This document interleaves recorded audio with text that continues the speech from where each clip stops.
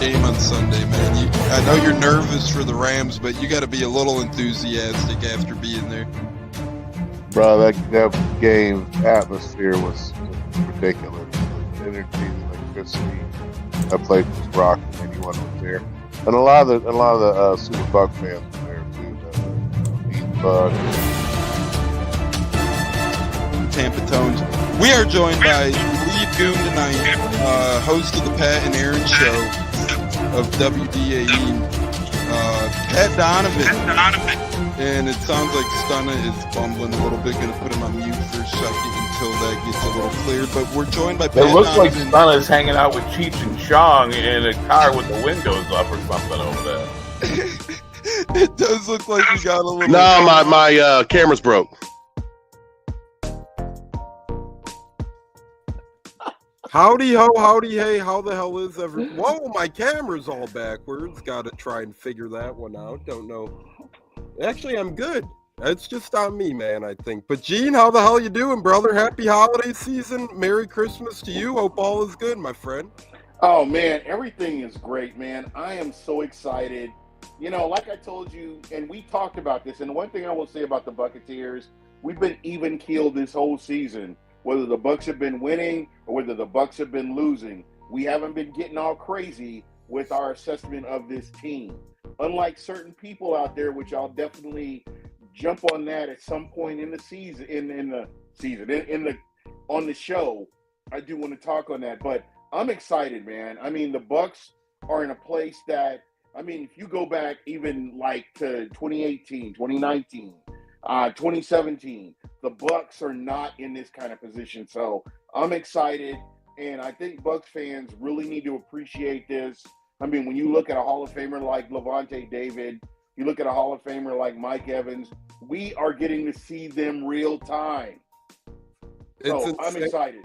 It's insane that, you know, the guys like Levante and Mike Evans, they continue to get better with age seemingly, or, you know, at least play at the same elite level they always have. So pretty interesting stuff, Gene, that Levante, Mike, the older they get, the great plays they keep making. And Richard's a great guy joining us, saying, good afternoon, Bucs fans. This O-line was magic. Made the Chargers D-line disappear. J-Lo, this is a magical time of the year. This is a season of magic. I'm in agreement that our O-line's fantastic. Happy holidays. Merry Christmas to you, brother. Hope all is well. Yes, it is, man. It's a great time to be a Bucs fan, man. What a whooping they put on a team that was supposed to beat us, supposedly, for the most part. You know, proud of our boys, and happy holidays, fellas. You know, we're getting closer and closer to Christmas. Gene, your shirt is fucking awesome, dude. I just love your shirt. Gene with the shirt of the night, baby. Yeah, baby. I love it as well. I'm getting tripped out here. I got to see what's. I mean, my screen is right on the viewer screen, which is okay, but on mine it's backwards. So I feel like I'm moving in some kind of 3D world over here, or something like that. Watching myself step by step. But fellas, real quick before we get into it, and these will be coming to a mailbox near all of the Buccateers, and if you're lucky, maybe more, our holiday pod shirts are here, and they'll be displayed in 12 days of Bucs. Well, we got some merch on the horizon. Not gonna ruin all the giveaways, but you could win long sleeve shirts like this one and so much more. This one says Buccateers Podcast 2024 guest wish list. Tyreek Funderburk, CJ Brewer, Latrell Jones, Anthony Gator. Yeah, we made the nice list. Buccateers Pod established 2020. Gene, J-Lo, Cats, I'll get all those guys out to you as well. The big cats. What's up? I'm here. I'm bringing the flyer. How the hell we doing, brother? We smashed the Chargers in the mouth. And then we smashed them again for punching them in the mouth. I don't know what the heck I'm talking about. We fucking smashed them in the mouth. And I said, I didn't get to say it on this show last week. People were talking like the Chargers were an albatross, and they're a good football team. I mean, don't get me wrong, they're a good football team. But people were talking, oh, the Chargers, well, you played in some teams, but the Chargers, we beat the Lions, we beat the Eagles, we beat the Commanders. I don't care that it was early in the year. This is the same group of guys. No, it's not. There's less people available, but it's still the same core. This offensive line is nasty, and I love it. I'd dream for this for over 30 years. an offensive line that can just mash people around and say, "Get the fuck off me! We're gonna run it down your stinking throat." And that's what they do, and it is beautiful. It's beautiful. Yeah, good to see you, Cats. I love that you're fired up. How you been, brother? All good? I've been good because the Bucs have been good, man. I'll tell you what, the Bucs have been good, so I've been good. Yeah, I mean, guys, I know no season is the same, right? But I love it, Mr. Gene, as well. But this season is eerily similar to last year in terms of how the Bucs started. They started off really hot last year. They started off really hot this year. All of a sudden came crashing down a little bit over the course of the season, dug themselves in a little bit of a hole. Last year they went on the heater to win 6 in a row at the end of the year, had some nice wins in between, like the Jaguars game, like the Packers game. Now we have the chance to replicate that same exact thing. 4 in a row we've won now. A very tough Chargers team. Go into their house, we beat them. Could beat a tough Dallas team, even without Dak on Sunday Night Football, to kind of be the Jaguars-Packers stretch of last year. Gene, I want to start with you here. 4 in a row, and I don't think this Bucs team is slowing down anytime soon. You know what? First off, I do want to shout out Dubin. They've handed us up some really nice swag for the Tampa Bay Buccaneers, and they've been gracious about everything. And I do want to shout them out. Thank you guys so much. I am rocking the hat. I think Tones, you're rocking the hat too. Is that from Duvernay? It's Duvernay, the one that did all the throwback stuff. Yep. Oh, yep. Duvet. Okay, Duvet. I'm familiar with them. Yeah. Oh, they do put out nice stuff. Duvin. So Duvin, not Duvernay. Okay, Duvin. Yeah, I know there. Yeah, good stuff. Devin Duvernay's a football player. So. Right, exactly. I got confused.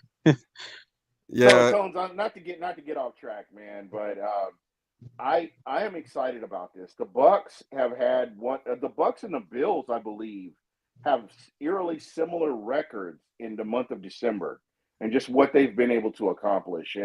And to me, that's a testament to the coach. A lot of people have had bad things to say about the coach. You can say whatever you want to, but I think that should be a conversation held after the season. If the players are getting behind the coach, I think the fans need to get behind the coach as well. And again, regardless of what you see, these players are playing for him. These players have not given up. Baker Mayfield, we saw what Baker Mayfield did, throwing that interception. With the turnovers that he's had, he's continued to fight and put this team in a position to win. We haven't had that for a long time. When was the last time, you guys, Cats, J-Lo, Tone, when was the last time we had a quarterback that we could lean on like this? And in the fourth quarter, we're like, we are not out of this game. We are in this game.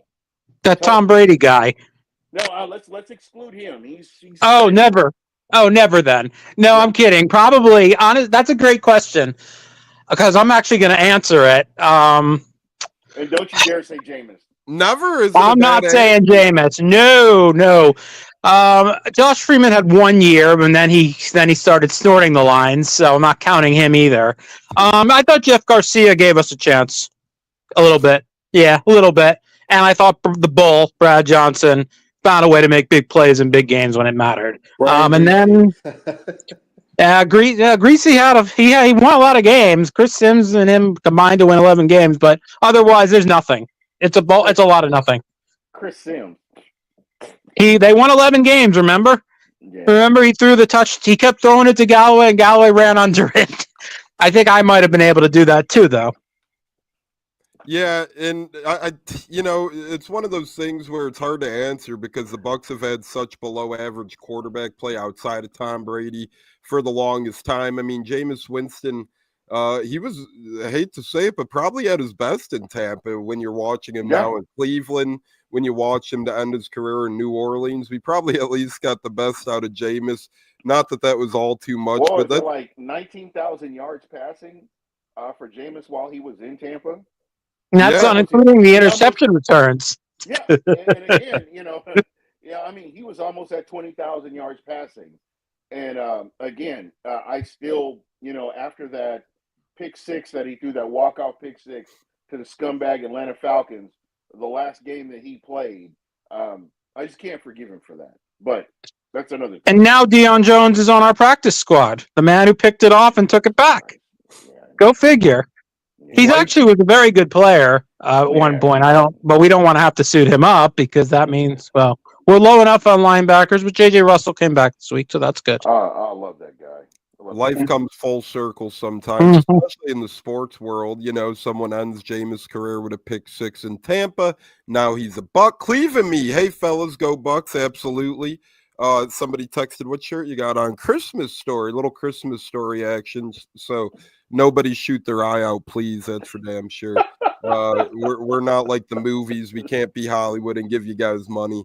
If you do, shoot your eye out. But as I said, pay attention for Christmas holiday giveaways here on the Buccateers. We're going to do 5 or 6 of them, 12 nights of BUCSMAS. Randomly, none have happened yet, so you know they're going to be loaded. Cleve and me, can you imagine being a Browns fan? And, you know, last year we had Big Rican on Sports on the show, Mike Martinez from Big Rican on Sports, front of the show, and at the beginning of this year.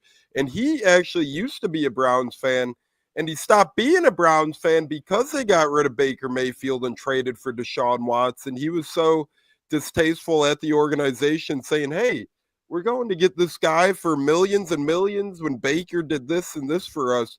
Here, all these years later, he ends up proving himself right. Gene, thoughts on the Browns and how they kind of botched their whole quarterback situation in just a matter of 2.5, 3 years? The Cleveland Browns doing Cleveland Brown things, and that's all you can really say about them.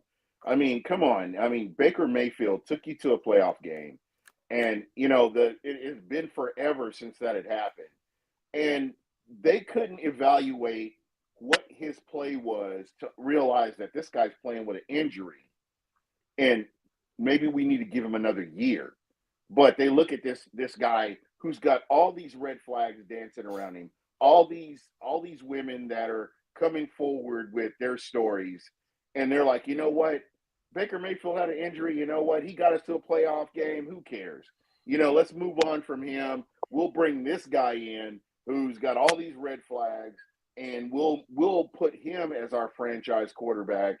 And, you know, thank you for Baker. I mean, what Baker's gone through going to Carolina and having to deal with that shit show, and then turning around and having to go to L.A., and the next day you go out and play, and L.A. doesn't think enough of you to say, hey, let's sign this guy or let's keep him here.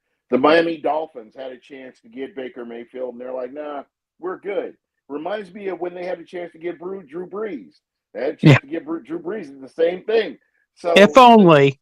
If only, exactly. We wouldn't have had to have dealt with him for over a decade. And they chose Dante Culpepper instead. Yep, there you go. And honestly, just what Baker's been through, he's been the world here in Tampa, and I couldn't see another quarterback coming in right now and doing what he's done these past 2 seasons. Yeah, and we got some good comments. Giovanni says, yeah. Cleveland Mead says, great point on Drew Brees. That is a really good point on Drew Brees. Richard says Baker to L.A. was a blessing because that's where he met Liam Cohen. Thoughts on that, J-Lo?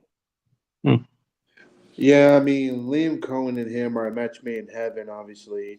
It was obvious, you know, 2 days of practice in L.A., and as we know, he's starting a football game, and he just went out there and played his butt off. I mean, you know, thank God, you know, and you got to get shut the top balls for hiring a stud offensive coordinator in Liam Cohen. You know, God knows, you know, who we could have really had instead of him. And Cohen came out of nowhere, and now him and Baker are just a match made in heaven, man. Just a hell of a freaking tandem, if you ask me. Yeah, and Cats, kind of wrap up this Baker conversation. Thoughts on how you'd feel as a Browns fan knowing, hey, we let go of Baker Mayfield, and now look at his success here in Tampa. Well, I feel their pain because I've seen quarterbacks come in here and leave and go elsewhere and do well. So, Cleveland, I'm sorry, now that's your lot in life, is the lot of life of a Bucs fan. Seeing a quarterback, this guy named Steve Young or even Vinny here, elsewhere, let him get away. We've seen it. And that's what everyone thought would happen with Jameis. So, not everyone. A lot of people thought. And I said, no, that's not happening with Jameis. So I feel for them on that regard. They did get to go to the playoffs with Joe Flacco, I believe it was last year, right? I Yep. think he took them to the playoffs, and I don't think they won a game, but I think they at least had some fun there. Yeah, they made a mistake. Not only they acquired Deshaun Watson, so they have a lot of draft capital gone too. So yeah, they've got a rough road ahead. Honestly, Carolina should be the ones that are kicking themselves in the ass. I mean, you look at what Sam Darnold is doing in Minnesota. Baker and Darnold, and they had one. Yeah. They had them running the scout team defense or something like that. Well, Darnold's been fantastic. I do think what's his name? Bryce Young looks better, and I think Canales works well with quarterbacks. So I think that might work out for them. But boy, they gave up a lot to get him. You know boy, what, oh boy.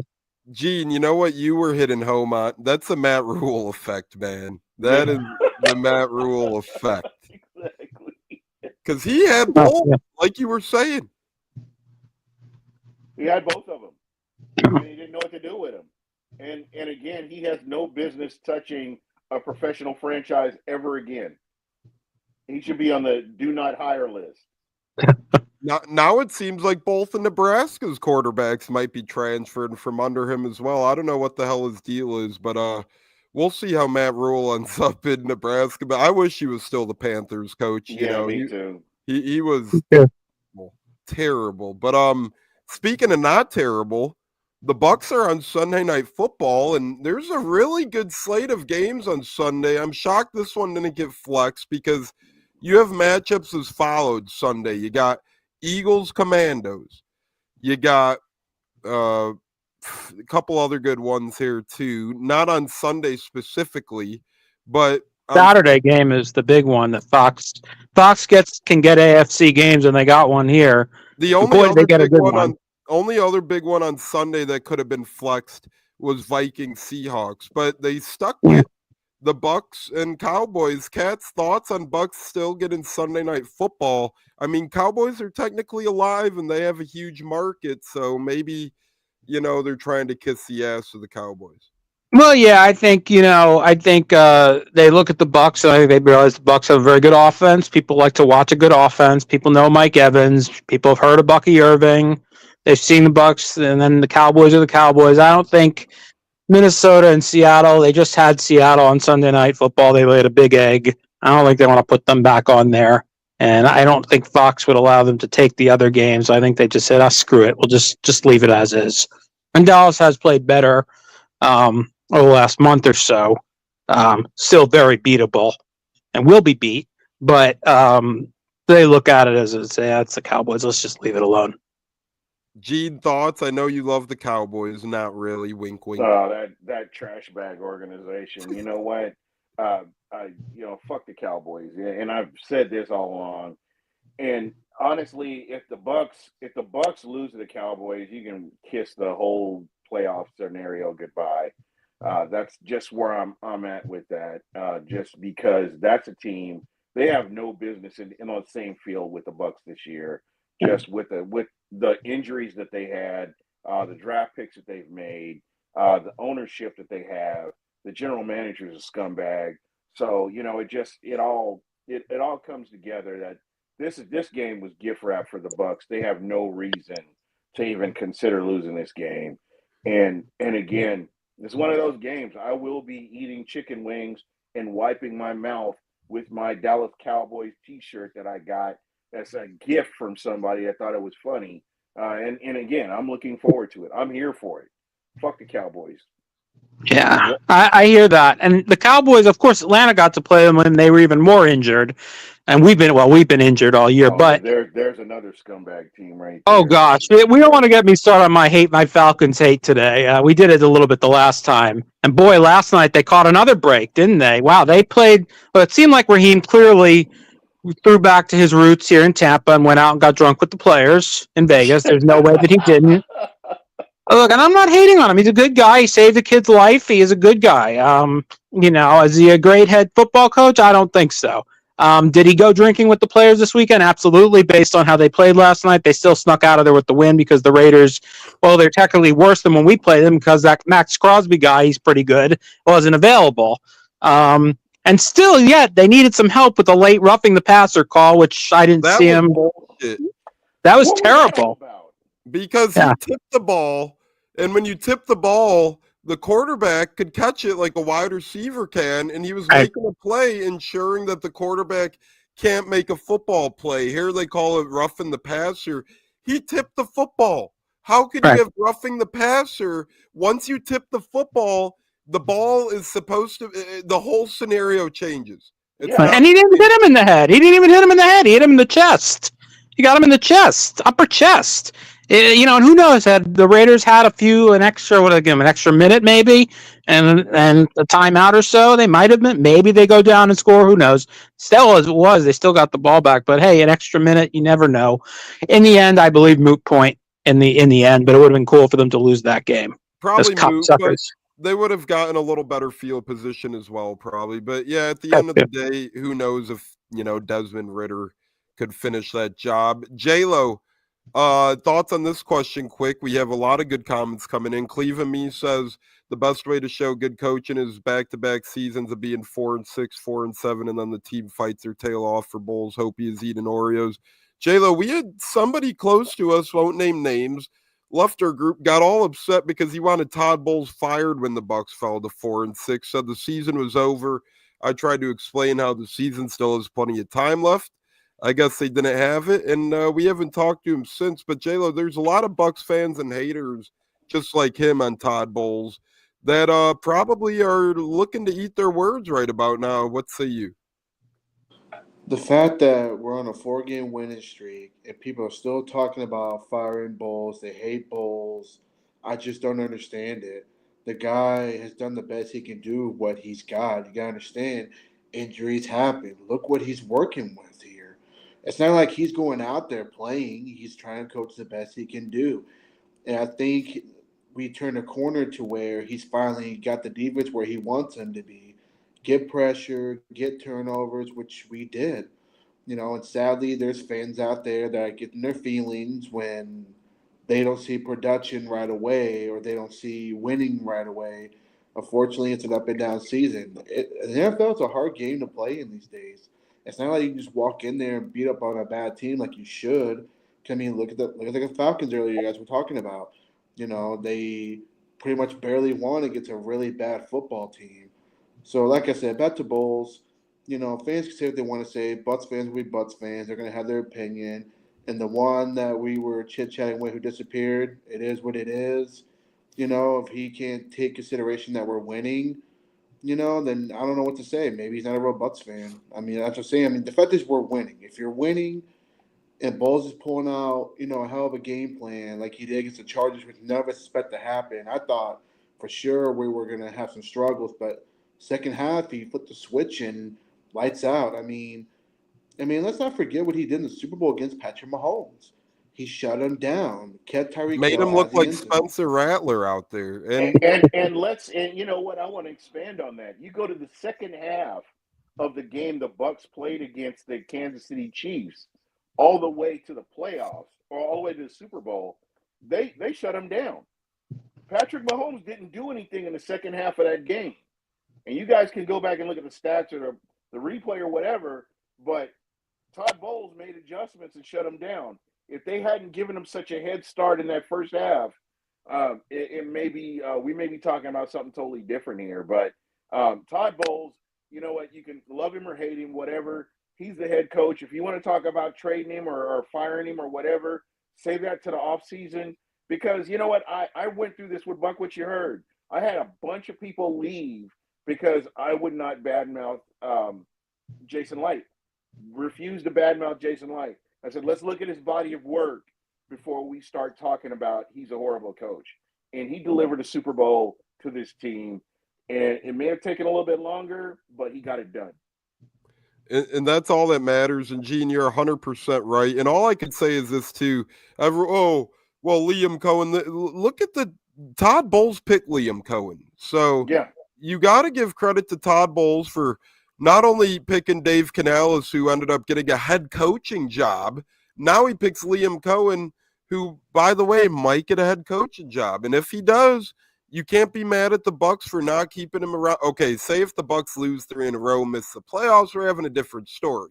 But if this Bucs season ends with relative success as it did last year, yeah, Liam Cohen's going to get his door knocked on, probably get blown away with an offer. Then you hope he somehow decides to stay. But if not, Bucs fans have to be confident at this point in Todd Bowles and picking another successful OC. Katz, what say you on the Bowles situation? A lot of haters out there, and He's they're a probably he's a biting their he's a tongue. steady-handed guy, Todd Bowles. He's a steady-handed guy. You know, when I say that, basically, you know, you look at the last 2 years, you know, things in the middle got a lot rocky, even. But you know, they hit the bye week, they regrouped. The schedule was obscenely difficult right at the time when both Chris and Mike got hurt. You know, now Atlanta, should they have beaten Atlanta one of two times? Yes. However, did they also get totally screwed in both games on gigantic missed calls? And yes, they did. It took a lot of nonsense for them to lose either of those games. They did. Still, here we are. We're ahead of them. So we're one team. You know, the teams have gone kind of in different directions since those games happened. And, you know, you look at those games, you know, the 49ers game, the Kansas City game, you know, I was like, yeah, should he gone for 2? I thought so. But 1, you don't know that he gets it. And 2, even if you get the 2, you don't know if you can stop them from getting into field goal range anyway. Ultimately, I'm not blaming him for us losing the coin toss, is what it ultimately came down to. So there's a lot of fluky losses in there, you know, obviously, but they've now found some ways to win. The Carolina game was very difficult. They did find a way to win, but the way they closed both these last 2 out was impressive because the Raiders hung in there as we knew. I've said they would. The Bucs closed it out in the fourth quarter. This one could have gotten away from the Bucs. The key in this game, when it was a 17-10 game, Rachaad White fumbles the ball. The Chargers take over near midfield, and I'm thinking, well, this could get bad. This could be 20-10. This could be 24-10. And if that happens, this whole game is probably different. But on the sudden change, the Bucs got the stop. Harbaugh made what I thought was a coaching mistake on 4th and 6 from the Bucs 42. He punted the ball, went in the end zone. I was very surprised at that. I believe the analytics would say you go for it there. I was happy that he didn't. I was shocked that he didn't. And all that ended up happening after that was a couple minutes went off the clock. The Bucs kicked the field goal, go into the half feeling good about themselves, and you saw what happened after that. It was a surprising, but part is I like Jim Harbaugh a lot. I think he's a fantastic coach, but that was a really, even if it hadn't worked, had they gone for it, I thought that was a really, what word am I going to use? Pussy decision. I'm going to say it. It's a pussy decision to punt it there. I was surprised by it, but I was happy. I was like, well, thank you, Jim, for doing that. Because, you know, at that point, I think he had a chance to really stick it in us, and he didn't. So I think the last 2 weeks, Antonio Pierce and Harbaugh could have went for it a little bit more and put a little bit more pressure. I mean, 2 weeks ago, we saw the Raiders punting like they were a 10-win team out there, not trying to win the football game. That's why they're a 2-win team. But a couple of things here. I do want to say that, you know, on the subject of Todd Bowles, if he gets into if he wins the NFC South this year, you have to mention him with John Gruden. Yep. And a lot of people do not realize that. You know, everybody's bad-mouthing this guy, but when you talk about NFC South championships, you have to mention him with Todd Bowles and John Gruden in the same breath. So that's something, that's one thing that you have to consider. And you know, on the flip side of that, just what Tampa was able to do, getting the stops that they needed. The defense came up big. The defense came up big in the the LA Chargers game, shutting down Herbert. Because, I mean, when you look at what they've been able to do against Kansas City, when you look at what they've been able to do against a lot of teams, they've been able to put up a lot of points, and the Bucs went in and stopped them. So, you know, the month of December, after the bye week, we saw more of what Todd Bowles' defense is supposed to look like. And that's something that gets missed here. Yeah, they bend but don't break, and we saw a lot of that. I mean, it could have easily gone south, and I really believe that coaching played a huge part in the Tampa Bay Buccaneers riding the ship and getting everything right going into that second half. I was worried about JJ. What's his name? Russell, JJ Russell. No. The Charger receiver was worried, man. I didn't hear his name much. Lad McConkey. Yeah, he started off the game very well, and the Bucs adjusted and took him away, and nobody else. That's what I was thinking all week. I'm thinking, other than McConkey, I'm looking at the Charge. I'm thinking this is a good football team, but I don't see much that really scares me other than him. And if we can shut him down, I think we're going to be fine in this game. Defense, I think we'll be all right. I didn't think we'd hold them to 17. I thought they'd score in somewhere in the 20s, which I think is what they usually do. But they should. I didn't hear McConkey's name mentioned after maybe the second quarter, perhaps. And this is after I watched him a few weeks ago against the Falcons. He had a huge game.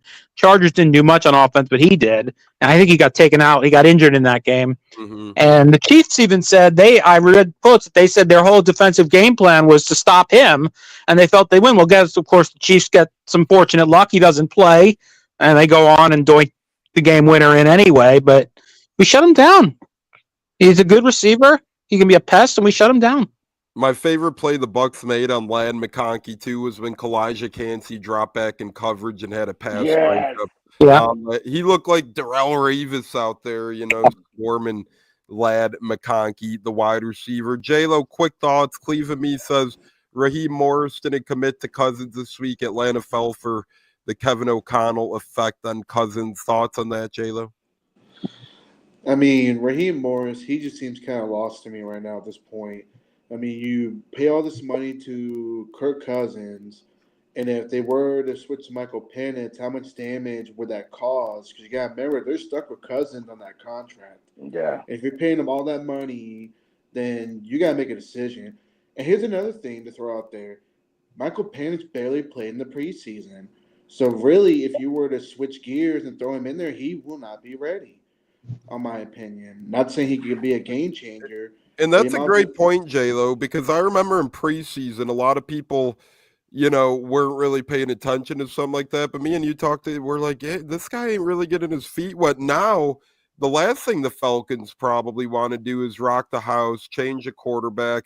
Then if Penix falters, then you're really screwed, right? At least, let Cousins handle the Giants, let him get to face the Giants and see what happens. But it's interesting, isn't it, that they picked him? But I think I was looking up contracts here because I'm looking at Kirk Cousins' deal, and it says after year 2 they can get out, and the dead money is not as large. It's like $35 million in dead cap or something. So I figure their plan was they were trying to do what Green Bay has done, which is what they did with Favre to Rodgers to Love, where the guy sits for 2 years. The difference between what them and Green Bay is, Brett Favre was established in Green Bay. He was there for over a decade. Aaron Rodgers was there for over a decade. Rodgers, the young guy, got to sit behind Favre. Love got to sit behind Rodgers 2 years each. Go in. It worked. Kirk Cousins got there 2 minutes before Penix Jr. got there. So you can't, I don't know if that was the plan. What is the plan for them? It's strange. Indeed, it was a very, but I presume that's what they were thinking. Cousins is Raheem's guy, from what I heard, and I think the reason for that is Raheem Morris coached in Washington under Jay Gruden. I think Sean McVay was a part of the time when Kirk Cousins was the quarterback. Unfortunately, one of those games was against Lovey's Bucs. We won't talk about it, but that was how Kirk Cousins got his start, and he's Raheem's guy, and that's, I think, he encouraged the Falcons to bring him in. So I think they're kind of tied together now. Basically, it seems like he might bench him, but they're kind of the two of them. I think he was more instrumental in Kirk Cousins going there than maybe even the GM. I'm not sure on that, but that's what my understanding. Yeah, and I think it's one of those things where the fan base was all high.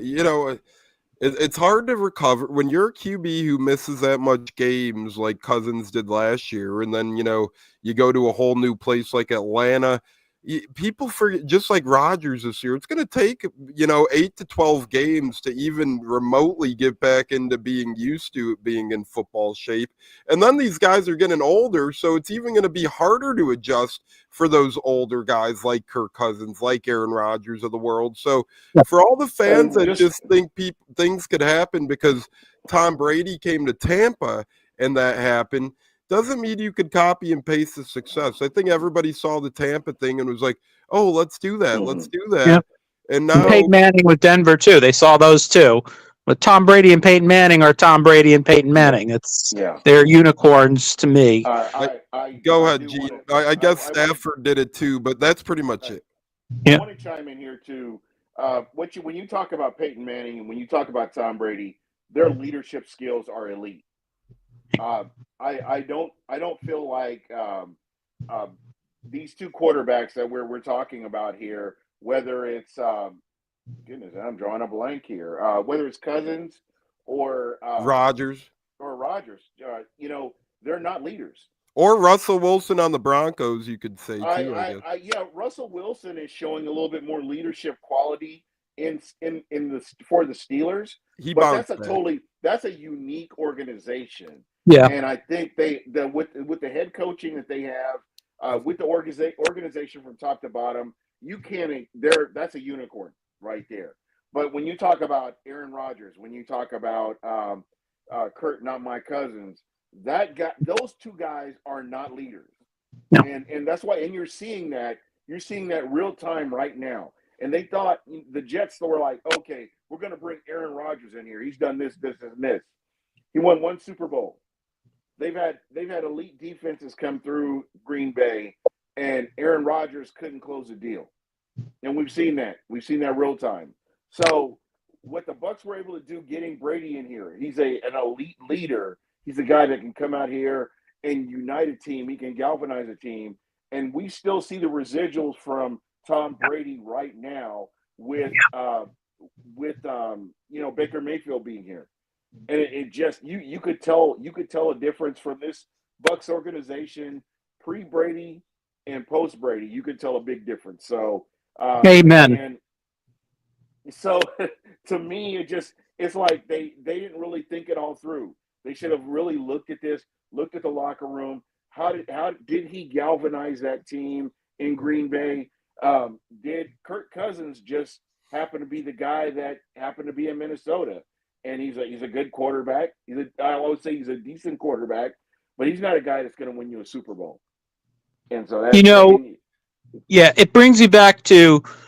I still, he's not mentioned. I always enjoy Tony Romo's takes as a broadcaster. At the very end of that Super Bowl, he said, "Now this culture's changed forever." And we've had our bumps since winning that Super Bowl. 2022 was difficult.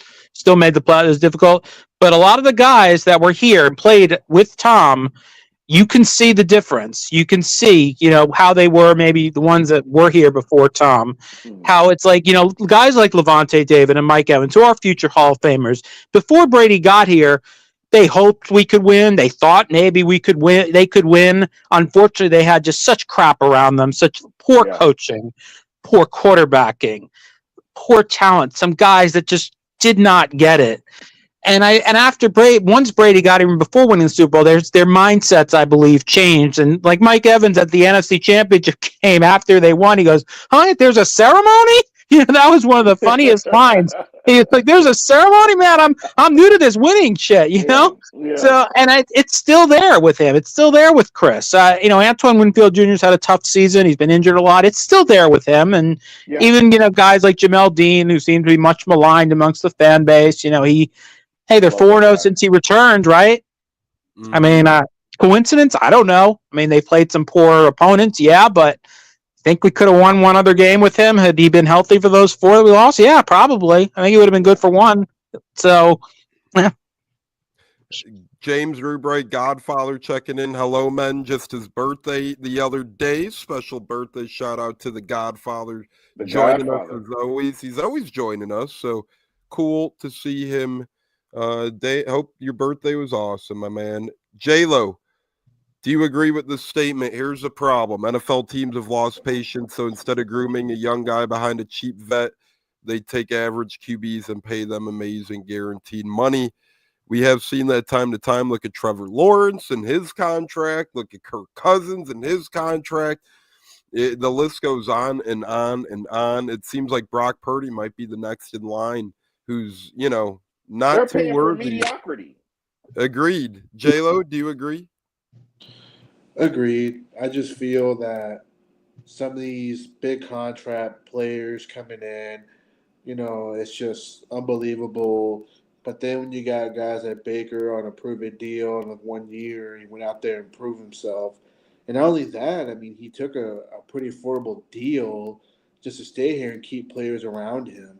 When you got players like Aaron Rodgers who took a big contract and, you can't really bring in really other top dogs. I mean, they managed to get Devontae Adams, but look what happened there. It's a failed experiment. So I do agree with Cleveland on what he's saying on that for the most part, on some of his comments right there.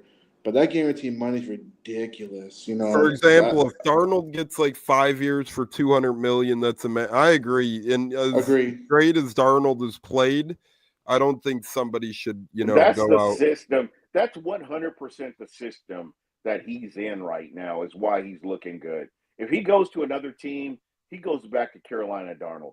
And you could quote me on saying that. Well, what's his name? O'Connell is from the same tree as our guy, Cohen, and they're both brilliant minds, if you ask, in my opinion.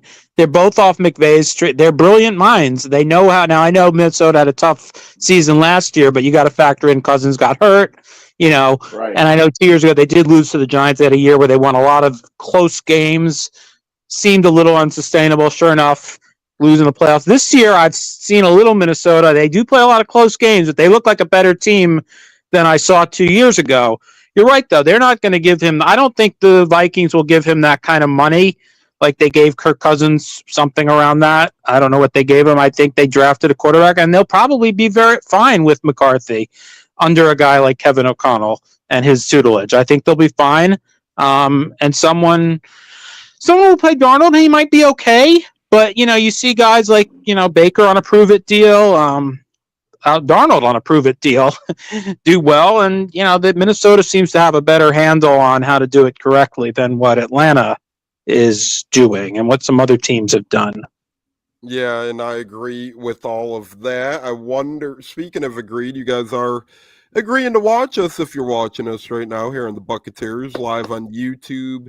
Replay is going to be available on YouTube, Apple, Spotify. You could catch us live on Facebook as well, as we're on a Buccateers episode with the great Cats, J-Lo, and the great Gene from Buck What You Heard, joining us as always as well here during the holidays. Be on the lookout for our 12 Days of BUCSMAS giveaway later tonight. I have had, not that it matters too much to me, but some people are asking about the uniform.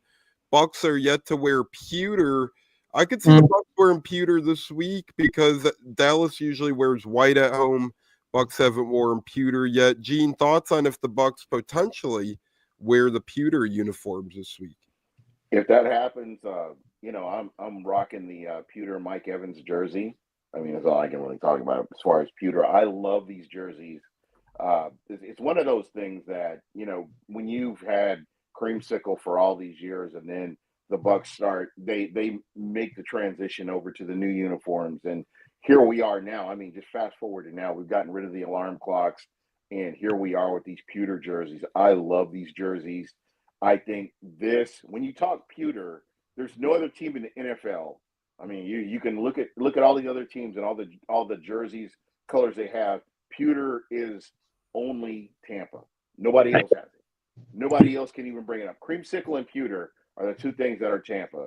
And, I'm excited for him. I'm all in. And I will definitely be rocking my pewter Mike Evans jersey, just because that is Tampa. So it's iconic.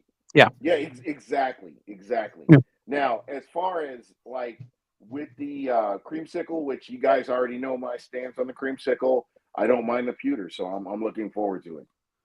Are they going to wear them? I don't think I wouldn't wear them in Dallas. I want to see us in our reds for this particular game. I'd save the pewters for one of the last two home games, but we'll see what they do. But you're right. It's an iconic look.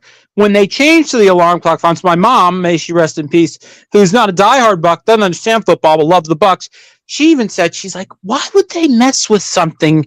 Because she remembers when they first changed them, because she remembers as a kid, I liked when she'd buy me, Bucks hats that were with Bucko Yeah. Bruce. I love Bucko Bruce. I'd enjoy it. The team was terrible. I loved it. But when they changed those uniforms, she's like, that is a beautiful logo. And when they changed it to the Alarm Clock, she said, why Yeah. would they mess with such a good thing? Why fix something? She's like, I know they've been bad, but still, why fix something that wasn't broken? And then, unfortunately, she passed before they went back to, the hybrid version of the 1997 God rest her change. soul.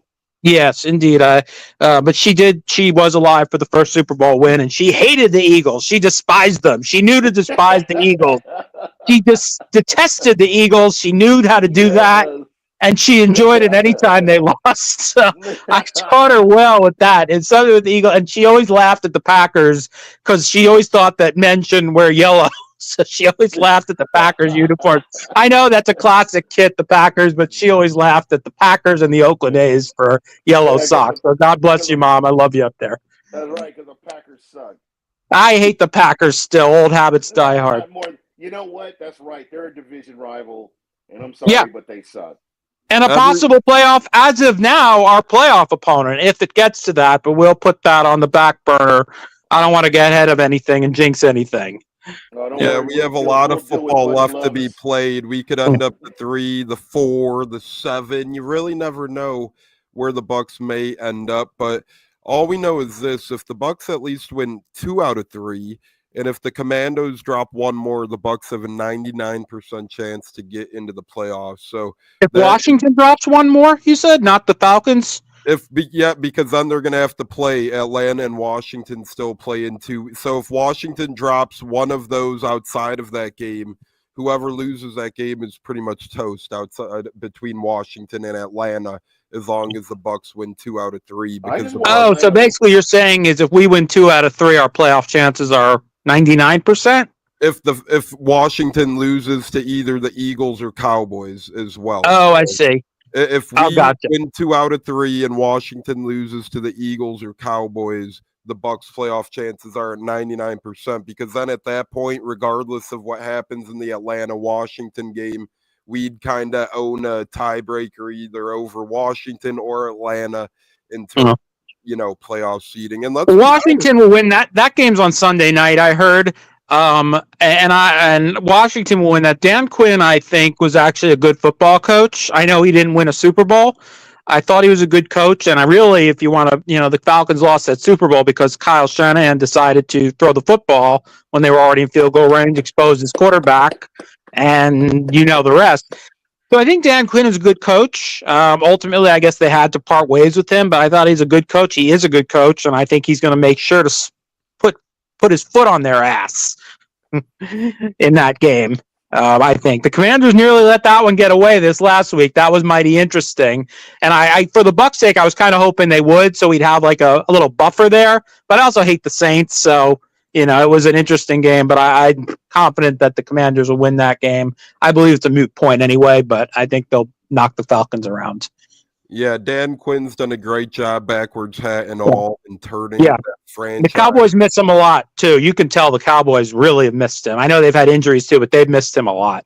Yeah, Zimmer's not having that defense play like they should. Speaking of play like they should, Mike Evans really playing like he should, giving himself a chance at 1,000 yards. Yet again, J-Lo, do you think Mike Evans could get there? We're going to revisit this. Me and you didn't have a lot of faith just, a couple pod shows ago. We said, it's looking a little dicey. Now, it's on the contrary. He's sitting at 749 receiving yards. Still 3 games left to go, Mr. J-Lo. Mike Evans' chances of hitting 1,000 yards are? I think it's very, very happening, if you ask me. Because the way he's playing, taking over the last couple of games, I think he can definitely hit it. And honestly, I think he'll hit it in the Carolina game. That's where I truly feel he'll hit that 1,000-yard mark because, Dallas is going to be down a corner. Their starting corner, who is it? Diggs is out. So he's out for the year. So now Mike's going to get his one-on-ones with probably Bland. Bland. That's their second best corner. So Mike, I think, will go off. I think by the Carolina game, he'll hit the 1,000 for sure. If you watch Mike, you can tell that he wants it bad. I mean, yeah, he wants to win the football game first, but he also wants that record. And you see how the way he's playing at a high level when he took over in the Chargers game. He did kind of scare me when he sprinted a little bit, on that first touchdown. Like, oh, God, please don't pull that hammy. Please don't get hurt. But you can tell that man, all that adrenaline running through his veins, he didn't feel shit. So I think by the Carolina game, he'll hit the 1,000-yard mark. Gene, thoughts on Evans' quest for 1,000 yet again? Mike Evans, I think we're all blessed to see this. I remember Vincent Jackson. I remember Joe Juravicius. I can remember Kevin House.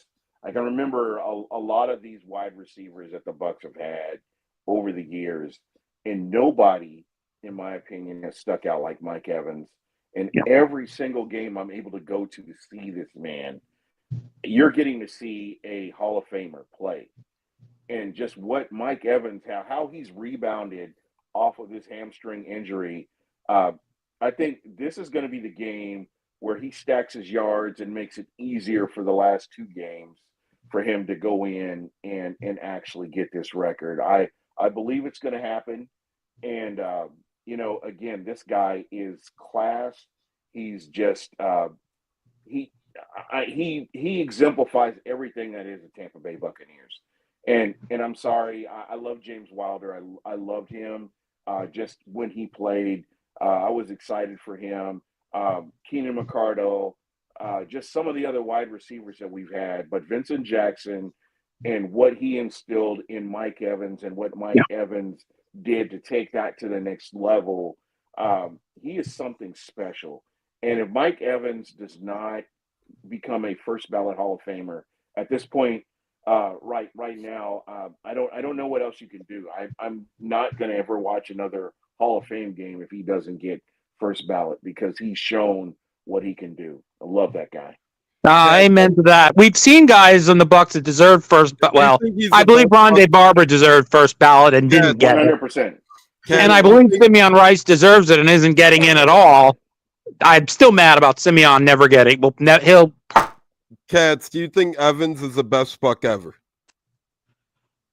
No, I don't think he's the best Buck ever, but it's a tough question. I believe he's the best offensive Buccaneer ever, and even though we've never been known for our offenses, I put him ahead of Mike Allstott.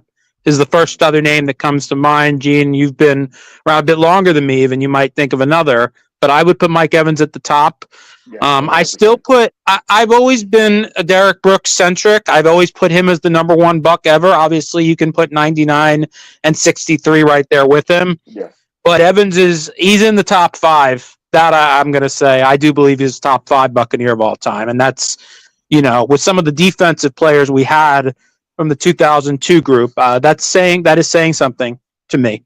You could say Mike Evans is the greatest offensive Buck ever, the greatest Buck wide receiver ever, but Warren Sapp and Derek Brooks are still better. It's hard to use the word better.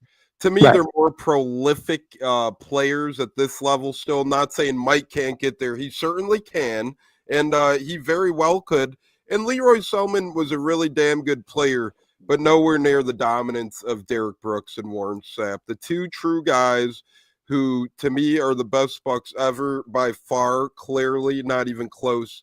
Derek Brooks, Warren Sapp. And then Leroy Selman, yes, he's Mr. Buccaneer in terms of what he meant to the organization and the great things he did here. He has a highway named after him, obviously.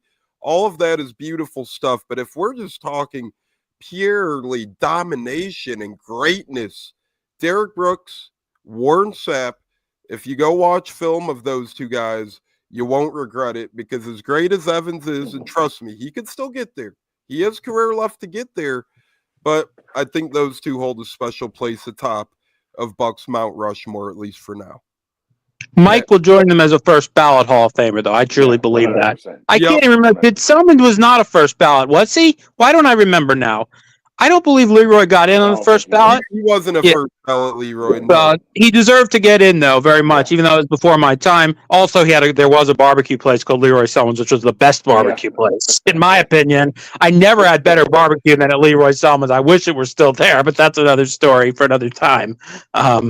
But Yeah, that's where I would put Mike, honestly. I mean, we've been our organization, it's come to the Hall of Fame. It's been on the defensive side of the ball. And now, Creole King yes, Rondé Barber is the best Buccaneers cornerback ever. Yes. Yeah, Yeah, he now just we're at narrowly passes EJ Biggers. No, just kidding. now we're at Yeah. the easy ones. Rondé is easily the best Bucs corner. This is an easy one. This is an Yeah. How dare you bring that guy's name up? I just wanted to be funny. I could have said Myron Lewis. I was just a little ahead of him. Or God, him and Brian Kelly was a hell of a tandem, man. The two of them, man, did they go together?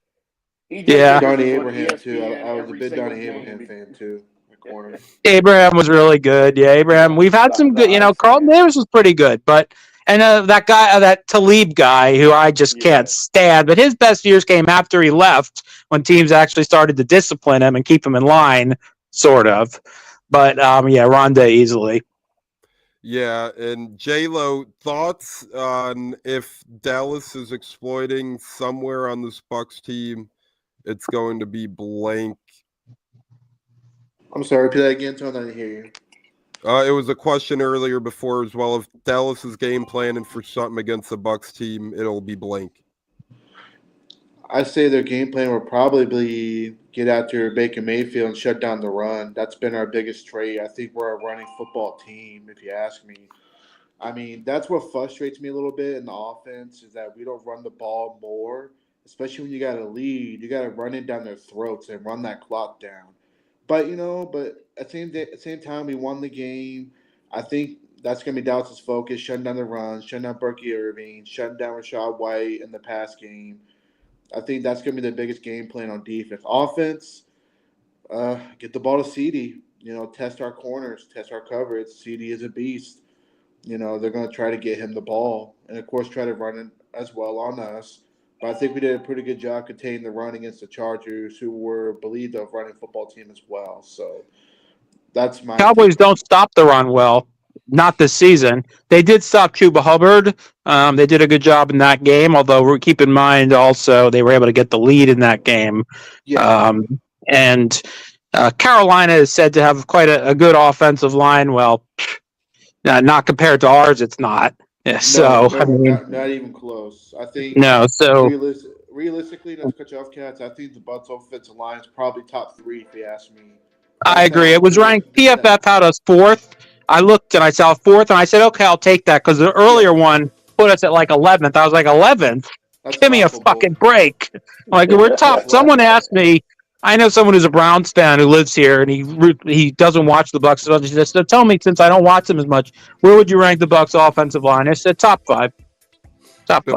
Before we get to more Bucs talk to close the door here on the Buccateers, we're going to get to some bowl game pick'em. We're only going to do the games between now and our Friday night show. We are going to bump our Saturday show up to Friday night because we want to get to all the college football playoff games, and Notre Dame, Indiana plays on Friday night. So we got to make sure to include that game and whatnot. But we're going to get to bowl game pick'em for tonight's, tomorrow's, Thursdays, and Fridays as J-Lo's team plays Friday as well. Gene, we're going to start with you.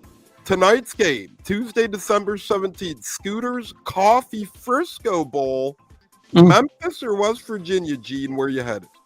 I think West Virginia. I love their running game. I see West Virginia running away with this. J-Lo, Memphis, West Virginia in the Scooters Coffee Frisco Bowl tonight. I say Memphis because West Virginia hired a new coach, I believe, right? They did. They hired Rich Rodriguez back. So interesting little back and forth right there for Rich Rod. Yeah, Pat, very interesting. Take us home, Memphis, West Virginia. I'll take Memphis, and shout out to Scooters. That's where I get my coffee every morning. Believe it or not, it's here in South Pasadena, but it's originally a Nebraska place. This I know. Where's this game being played tonight? This is in Toyota Stadium in Frisco, Texas. Interesting. Well, anyway, shout out to Scooters. Their coffee's great. I'll take Memphis. Next on the docket, Wednesday, December 18th, it's hitting home near our Florida peeps, the Boca Raton Bowl in Boca Raton, Florida at Florida Atlantic Stadium. Western Kentucky versus James Madison. Gene, where you going here? Ooh, that's going to be a tough one. I'm going to flip a coin and go with James Madison. I like that. J-Lo? That's a tough one. I gotta say Western Kentucky. And then Cats, Western Kentucky. You're going to make the difference again, Cat? Oh, James Madison on this one. It is a tough one. I don't follow it that closely, but I know that's a tough one. We'll go James Madison. Wednesday, December 18th, the Art of Sport LA Bowl. This one's in Inglewood, California, I believe, at SoFi Stadium.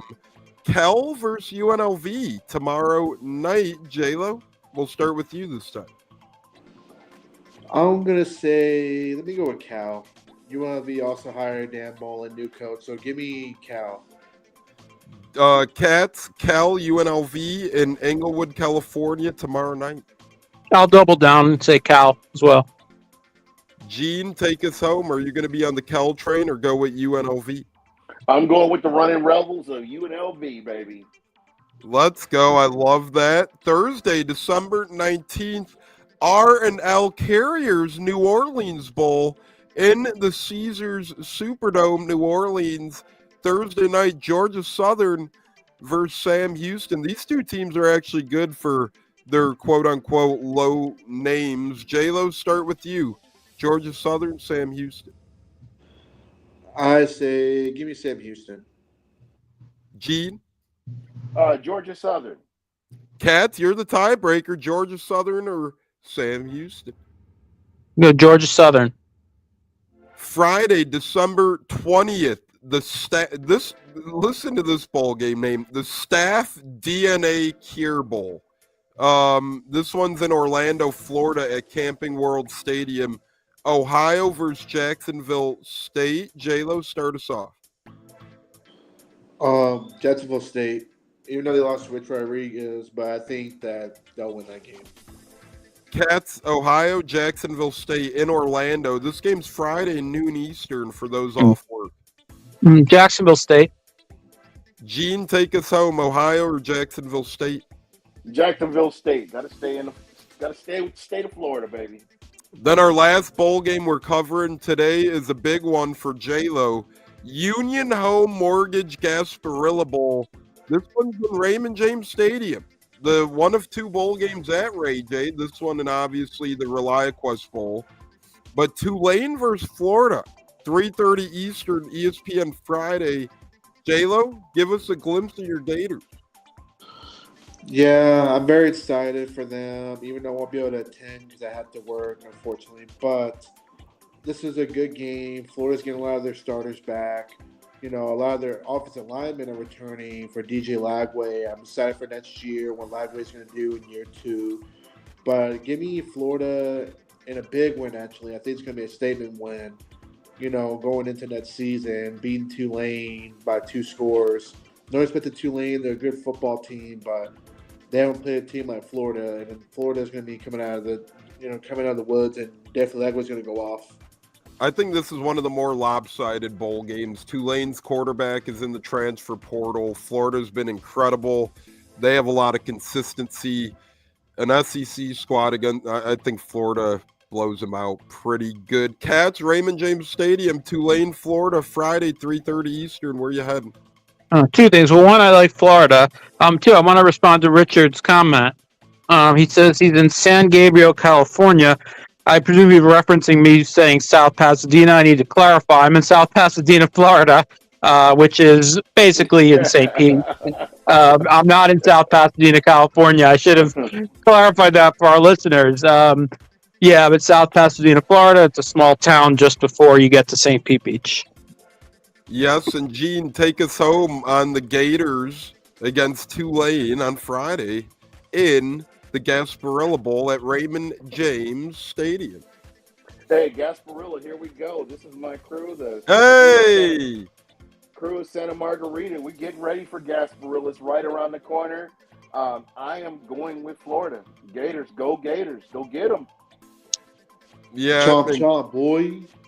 Cleveland, you said your guys' show made a crap day a decent day, and I thank you. That's what we're here for, and that's what you're here for on Saturdays. Well, when you're not talking about socks and whatnot. So, that's all the more the merrier right there. But I love bowl season, guys. You can pretty much turn on ESPN at any given time, and there's like a college football game on. I freaking love that. And really, the older you get, the more you realize it is for the college kids. It's a lot of their last game ever. It's to have fun. They get to go to a fun environment and play one last big, meaningful football game. Speaking of meaningful football games, Sunday Night Football, Bucs Cowboys. We're going to be doing our Buccaneers pregame show on Friday. Live on a Friday, we will be here on the Buccateers. A little uncertain on next week's schedule yet with Christmas and Hanukkah and so much happening. Just we'll keep you guys posted. I will say this for the listeners. I will be available. I'm going to be on vacation starting the 23rd. I'll be on vacations. I don't have nothing going on. We're going to do a show. I mean, the Buccateers, and real quick, I don't mean to hijack everything. Tones, Cats, J-Lo, guys, thank you so much for making me feel welcome. This is the first year where we've gotten to actually collab with each other, and this has been one of the most funnest years that I've had as a Bucs fan doing live streaming, podcasting with you guys, and I appreciate you guys making me feel welcome. And there's nothing like this. I mean, I'm really enjoying myself and definitely looking forward to whatever the future holds.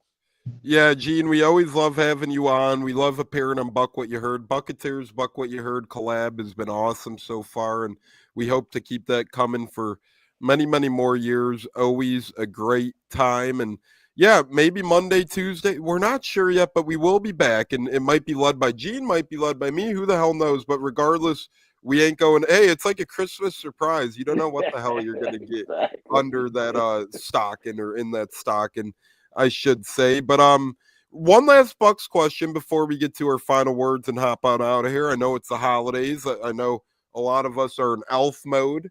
We got Starry or Sprite, Cleve and me asked. I say Sprite still. Starry, I know, is a new thing or whatever, but it's hard for me to change the name of shit. Me personally, once I get used to calling something what it is, it's hard for me to change. So we're gonna have a little holiday fun right here and kind of pull a Bucks question out of thin air. Cats, we're going to start with you here. If you could wish for one gift under the Bucks holiday tree for the playoff stretch, what would it be?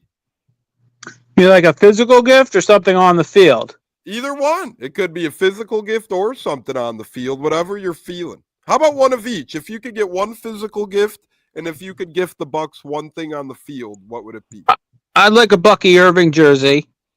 Hey. And I'd like a Super Bowl victory. I love both of those. Cleve and me, sorry, but hey, no such thing as dumb questions. If you don't ask questions, you don't know if they're dumb or not. So 100%. Gene, what say you? And Richard's in my boat too. I still call Chargers. Same here. Yeah. And I still call the Commandos the Redskins or the football team or whatever the hell they are. So Gene, one thing on the field, one thing off the field for the holiday season for the Bucks.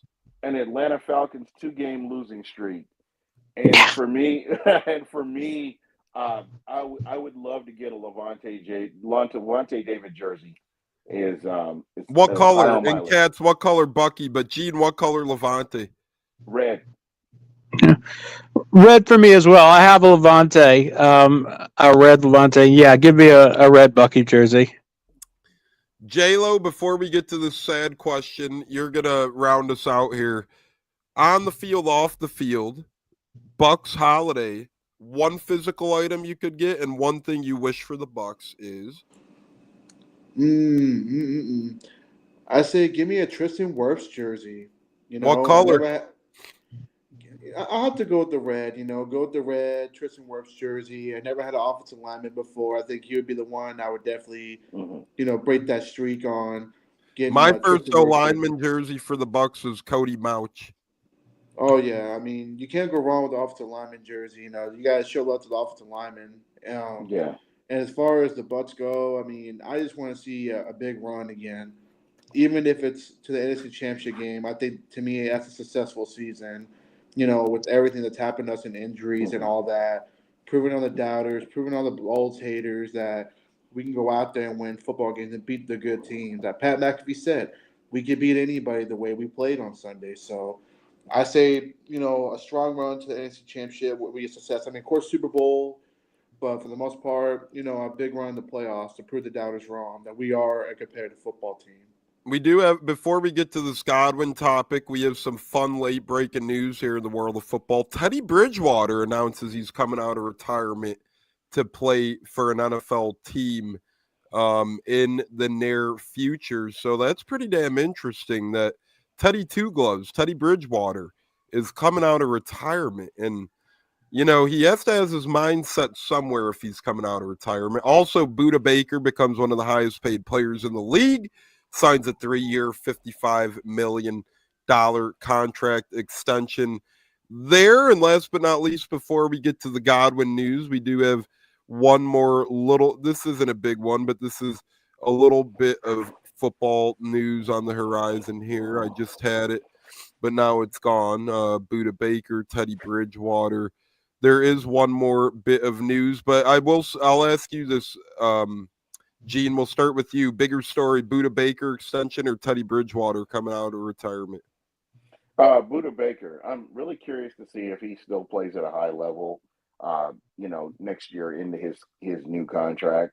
I really feel like he's kind of lost a step or two. But again, we're gonna have to wait and see what he does, you know, with the Arizona Cardinals. Richard says Bucs O-line needs a name. Around the holidays, how about $5 of mashing? Ah, yes. You know, we'll see how that goes. Cat's bigger story, Buda Baker extension or Teddy Bridgewater out of retirement? I go to Buda Baker extension because we don't know yet if anyone's going to sign Teddy Bridgewater. So it's, in my mind, he's just a free agent now. J-Lo, take us home. I guess I'll bring up what I was going to ask you just for fun. I was going to mention a third one here. Michael Vick getting named the head coach at Norfolk State. J-Lo, thoughts on that? Congrats to the great Michael Vick. I mean, he's had a great story from his time in Atlanta. Of course, you know, the dog fighting, but he paid his price. You know, he did his time, recovered, became a better role model when he went to Philly. I wish him the best. I think he's going to have a good coaching career because players are going to want to play for him. He does have a good reputation, you know, and I think he could be successful, you know, at the college level. Maybe small, but for the most part, I mean, you got to start somewhere. Look at Deion Sanders. He started at Jackson State. Now look at him. Now he's a pretty damn good coach right now. Maybe not the greatest, but he's a good coach, I feel like, and a good recruiter. Yeah, and I agree with you there. Now, before we get to our final words and logos, we have a question about Godwin. Cleveland Me says, does Godwin play another game as a Buck? And before I answer, we're going to get to the round table here. Pop's also texting. He thinks Godwin pulls a Ryan Jensen or, you know, Vita Vea and come back during the playoffs and give this Bucs team what he has. Gene, we're going to start with you here. Double-edged sword. Does Godwin play if we make a deep run? And do you think we see Godwin back in a Bucs uniform? Hey, this is my hot take. Godwin comes back. Godwin plays. I think if the Bucs can get past the first Remember, round, Bowles didn't rule it out either. Yeah, if Godwin can, if the Bucs can get to the second round of the playoffs, I expect to see Godwin back. I expect to see the Bucs re-sign him. This is home. We've seen this with Mike Evans. Mike Evans could have gone to a lot of other teams. I feel like this gives Chris Godwin the greatest opportunity to thrive is in Tampa. And I've seen all these things on social media where people are saying, oh, he could go here and he can do this. But when you look at what you have in Tampa, he's home. He's familiar. He's familiar with the community. His wife is here. Happy wife, happy life. I just don't see him going anywhere. And that's my hot take for tonight. Yeah, I think I agree with you. I don't think Godwin's going anywhere. I think it's actually pretty. I don't think it's public knowledge, but I think it's pretty common knowledge in Tampa world that Bucs feel pretty good about retaining Godwin. J-Lo, thoughts? Do we see Godwin this year or ever again in a Bucs uniform? I'm going to start with, re-signing Godwin will happen. Jason Light, Greeny will work their magic to make a contract work for him. And the players are all going to restructure to make sure he doesn't go anywhere. And I don't think he has any interest going to play anywhere else. He loves playing here. Another positive person in the locker room. I just don't see him leaving. And then him coming back to play, I agree with Gene. Maybe divisional round, we could see him, possibly make a return. Even if he plays 10 to 15 snaps, that could be enough to decoy him and, get some guys like McMillan running open over the middle. And that's very true. I mean, you can use him for those things or put him back in the slot where he is, let him hit the outside routes. I mean, Godwin's a soldier, and I think he's going to come back. If we make a run, we'll definitely see him in the playoffs. He's a competitor, and he's all focused on getting back, back to work, like you said, when he was being carted off, back to work. So, Godwin, we can't wait to have you back, bud. And you're a Buck for life, I feel like. Cats, what say you on Godwin, the double-edged sword? Yeah, I think I put him in the same spot as I put Mike Evans and Levante David, and that I think he'll be a Buck for life. I really do. I think he's too special a player for them to let leave. Especially, I mean, this offense is dynamic. It's even more dynamic with him. And, like you said, home, happy wife, happy life. I think they both love it here, put down roots here. I don't think anybody can blow them out of the water with a contract that would significantly exceed what we can put together for them. I'm sure we can find a way. As for this year, I don't want to make predictions on this season because I'm not a doctor, so I'm not going to take any chances. I don't blame you. Godfather with an interesting take. If the Bucs make the first 2 rounds of the playoffs, that proves they don't need him, no disrespect. That could be maybe a viewpoint as well. I'm not saying it would be a popular one or my take, but maybe the Bucs front office does look at it like that, right? If they win a couple of games, hey, we love you, Chris, but you never know out there. Or it could be viewed as the opposite. Hey, if the Bucs win 2 games and fall short, maybe could they have won 3 with Godwin? It's a double-edged sword. That's always one of those dangerous things of playing hypotheticals. But I do love the question because it is a good one. Evans and Godwin, one of the best wide receiver duos in NFL history. Absolutely. The idea of a re-injury would definitely have to be on the mind with the contract on the line. Yeah, just ask Ryan Jensen. I know he didn't have a contract on the line again, but he did get re-hurt, and that kind of sealed his career. But speaking of sealed, it's a done deal. It's sealed and delivered that we will be back on Friday discussing all things football, all things playoffs, holiday giveaways, bowl games, so much more. J-Lo, give us your final word and thoughts for the show before we bounce out, brother. My final word is, appreciate chopping up with your guys. Your guys got great knowledge of the game. Like Gene mentioned earlier, it's been a fun time.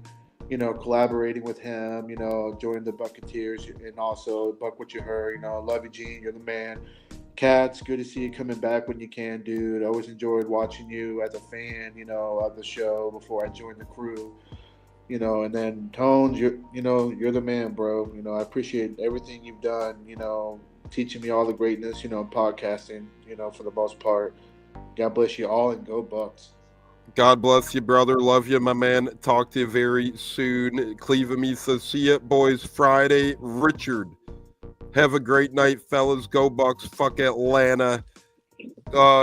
Cats, I know Gene's bited at the bit, but Cats, give us your final word and thoughts. And you got to be happy with the Rays Stadium news, or at least optimistic. Yes, definitely more optimistic. Yes. So final word, guys, enjoy this. We got to enjoy this. And you all know this, but some maybe listeners don't. So many years of December being the month of let's see where we're picking in the draft. Gosh, I don't miss that. This is absolutely awesome to be once again in playoff position in December. So everybody enjoy it. I enjoy working and being podcasting with you all as well. And, well, I want to say happy holidays, even though the holidays aren't for still 2 weeks, whatever. I wish everybody a happy holiday and go Bucs. Yeah, I agree, brother. Happy holiday. Whatever the hell you celebrate, we wish it goes well out there. Hanukkah, Christmas, Kwanzaa, and all the rest of them. Gene, take us home. Give us your best fuck Atlanta. Yeah, fuck Atlanta, man. That's a given right there. And it has been that way since the Buccaneers came into the NFC South division. The delusional fan base that they have with the empty trophy cases they have, you know what? Fuck Atlanta. But I do want to get to something else. Bucky Irving, Rashad White, Sean Tucker, all these guys, everybody's talking about, well, we need to start him. All these guys are contributing to the Tampa Bay Buccaneers. I said this from the beginning of the season. Everybody on the Buccateers has said this from the beginning of the season. Your guy will show up at some point in the season, okay? And we've seen that come to fruition. Whether it's been McMillan, whether it's been Mike Evans, it doesn't matter. Your guy has been able to come in and contribute to the Tampa Bay Buccaneers being where they are. And you know what? If you don't like Todd Bowles, we can discuss it at the end of the season. But right now, the Bucs are fighting for another NFC South championship and another playoff bid. So everybody, let's come together and root for the Bucs. Go Bucs! Fire those fucking cannons. Fire the damn cannons, go Bucs. Bucky on 1,000-yard watch. Mike Evans on 1,000-yard watch. Kate Otten on Bucs tight end record-breaking watch. He just surpassed Cam Bright, for having the third most tight ends or third most receptions in a single season by Bucs tight end in franchise history. So a lot of history being made, a lot of history to watch. Gene, I love the shirt. I love the hat. Cats and J-Lo, love you both as well. It was a fantastic one. Once again, we will be back Friday around 6 o'clock Eastern. We're going to go over college football playoff picks on Friday, and we're going to be here with our Bucs Cowboys Sunday Night Football pregame show on a Friday. Yes, on a Friday. Going to be a lot of fun. Everybody, pay attention. Follow us on Twitter, at Buccateers, BUCCATEERS. Our first giveaway will be tonight.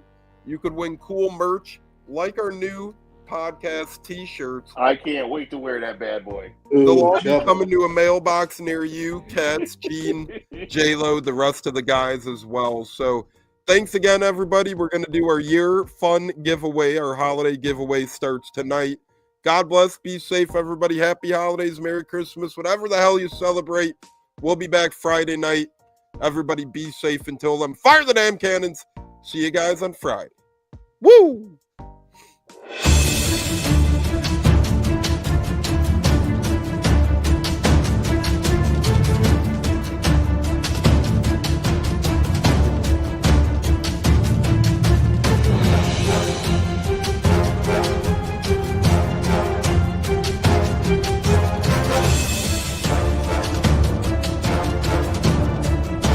Game on Sunday, man. I know you're nervous for the Rams, but you got to be a little enthusiastic after being there. Bro, that game atmosphere was ridiculous. The energy, the electricity.